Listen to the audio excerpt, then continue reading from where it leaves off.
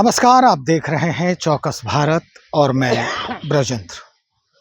कल सदन में जिस तरह से मुद्दों पर चर्चा होते होते मुद्दे गर्म हो गए, माहौल गर्म हो गया और उसके बाद विधान परिषद में अशोक चौधरी और सुनील सिंह के बीच जो तू मैं की घटना हुई, उसके बाद कल ही अशोक चौधरी ने ये बयान दिया था कि भाई ये जो विपक्ष है ये दलित विरोधी है।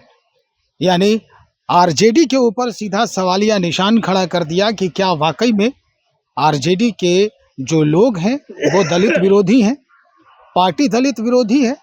अब इस पर कई बार चर्चा हुई, लेकिन आज भी इस सवाल के मायने हैं। सवाल आरजेडी के ही विधायक से पूछे गए, सुरेंद्र राम हैं।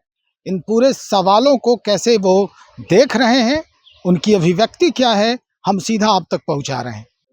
ओरिजिनल दलित लगाता इस तरह की बात तो बात भी होता, तो ऐसे डुप्लीकेट दलित की बात को हम लोग क्या कहें। जो दलितों की बात को सही ढंग से नहीं रख पा रहे हैं लोग, यही महागठबंधन की सरकार में जब हमारे नेता आदरणीय तेजस्वी बाबू ने जब पूरे बिहार में जातिगत गणना कराने के बाद में जो पुरानी हमारी समाजवादी नेताओं का मांग था कि जिसकी जितनी संख्या भारी मिले उनको उतना हिस्सेदारी, उसके हिसाब से अनुसूचित जाति का जो आरक्षण था उस आरक्षण की दायरा को बढ़वाने का काम किए, 16 से 20% कराने का काम किए।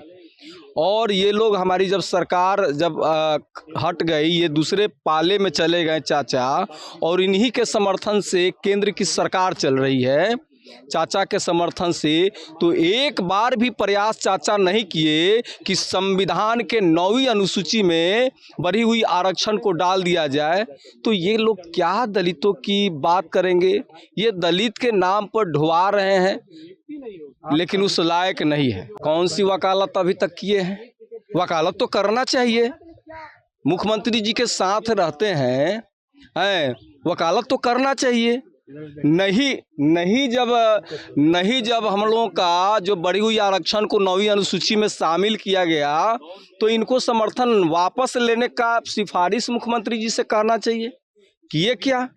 नहीं, जिस दल में दलितों की बात को रखा जा रहा है, आरक्षण को बढ़ाने की बात करी जा रही है, तो उस दल से छोड़ देना चाहिए उस दल को। क्यों उस दल में है? वो कुर्सी पर बैठने के लिए, मलाई मारने के लिए जनता इसलिए वोट नहीं देती है कि जा कर के कुर्सी पर, जिस कुर्सी पर गए और उस कुर्सी पर जा कर के सो गए। सोने के लिए नहीं।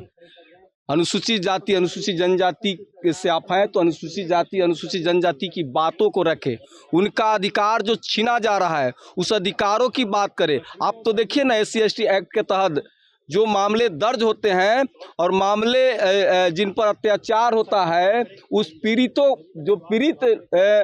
परिवार है आज किस कष्ट में है।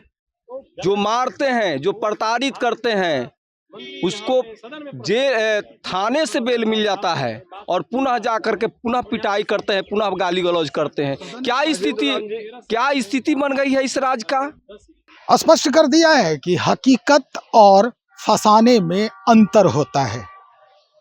हकीकत क्या है और फसाना क्या है, ये अब खुद उन्हें इस बात को समझने की आवश्यकता है। तो चलिए हम और भी लोगों से इस बाबत बातचीत को आगे बढ़ाएंगे और जानने का प्रयास करेंगे कि आखिर ये जो सामानों की डुप्लीकेसी तो देखी गई है, लेकिन कास्टों की डुप्लीकेसी जो है वो कहाँ तक समीचीन है, इसकी जानकारी बहुत ज़रूरी है। तो चलिए इंतज़ार कीजिए, हम आगे भी बात करेंगे और आप तक पहुँचाएंगे। बने रहिएगा। बहुत शुक्रिया।